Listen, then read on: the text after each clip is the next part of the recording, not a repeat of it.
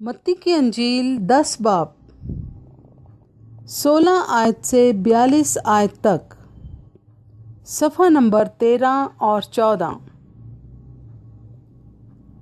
آنے والی ایذائیں۔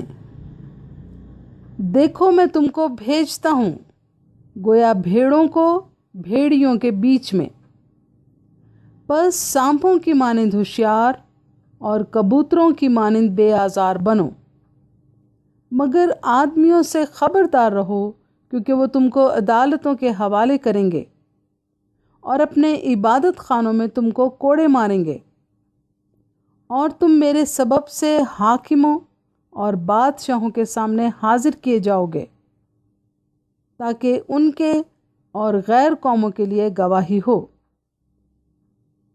لیکن جب وہ تم کو پکڑوائیں تو فکر نہ کرنا کہ ہم کس طرح کہیں یا کیا کہیں، کیونکہ جو کچھ کہنا ہوگا اسی گھڑی تم کو بتایا جائے گا، کیونکہ بولنے والے تم نہیں بلکہ تمہارے باپ کا روح ہے جو تم میں بولتا ہے۔ بھائی کو بھائی قتل کے لیے حوالے کرے گا، اور بیٹے کو باپ، اور بیٹے اپنے ماں باپ کے برخلاف کھڑے ہو کر ان کو مروا ڈالیں گے، اور میرے نام کے باعث سے سب لوگ تم سے عداوت رکھیں گے، مگر جو آخر تک برداشت کرے گا وہی نجات پائے گا۔ لیکن جب تم کو ایک شہر میں ستائیں تو دوسرے کو بھاگ جاؤ، کیونکہ میں تم سے سچ کہتا ہوں کہ تم اسرائیل کے سب شہروں میں نہ پھر چکو گے کہ ابن آدم آ جائے گا۔ شاگرد اپنے استاد سے بڑا نہیں ہوتا، اور نہ نوکر اپنے مالک سے۔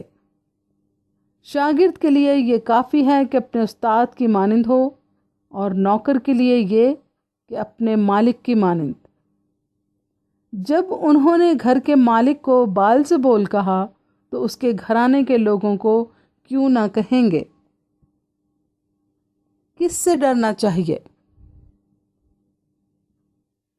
بس ان سے نہ ڈرو، کیونکہ کوئی چیز ڈھکی نہیں جو کھولی نہ جائے گی، اور نہ کوئی چیز چھپی ہے جو جانی نہ جائے گی۔ جو کچھ میں تم سے اندھیرے میں کہتا ہوں اجالے میں کہو، اور جو کچھ تم کان میں سنتے ہو کوٹھوں پر اس کی منادی کرو۔ جو بدن کو قتل کرتے ہیں اور روح کو قتل نہیں کر سکتے، ان سے نہ ڈرو، بلکہ اسی سے ڈرو جو روح اور بدن دونوں کو جہنم میں ہلاک کر سکتا ہے۔ کیا پیسے کی 2 چڑیاں نہیں بکتی، اور ان میں سے ایک بھی تمہارے باپ کی مرضی کے بغیر زمین پر نہیں گر سکتی؟ بلکہ تمہارے سر کے بال بھی سب گنے ہوئے ہیں، بس ڈرو نہیں، تمہاری قدر تو بہت سی چڑیوں سے زیادہ ہے۔ مسیح کو قبول کرنا اور رد کرنا۔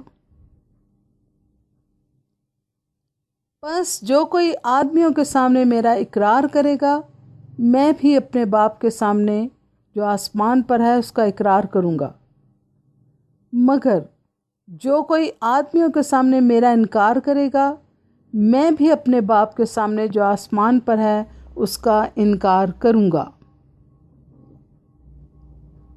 صلح نہیں بلکہ تلوار۔ یہ نہ سمجھو کہ میں زمین پر صلح کرانے آیا ہوں، صلح کرانے نہیں بلکہ تلوار چلوانے آیا ہوں، کیونکہ میں اس لیے آیا ہوں کہ آدمی کو اس کے باپ سے، اور بیٹی کو اس کی ماں سے، اور بہو کو اس کی ساس سے جدا کر دوں، اور آدمی کے دشمن اس کے گھر ہی کے لوگ ہوں گے۔ جو کوئی باپ یا ماں کو مجھ سے زیادہ عزیز رکھتا ہے وہ میرے لائق نہیں، اور جو کوئی بیٹے یا بیٹی کو مجھ سے زیادہ عزیز رکھتا ہے وہ میرے لائق نہیں، اور جو کوئی اپنی صلیب نہ اٹھائے اور میرے پیچھے نہ چلے وہ میرے لائق نہیں۔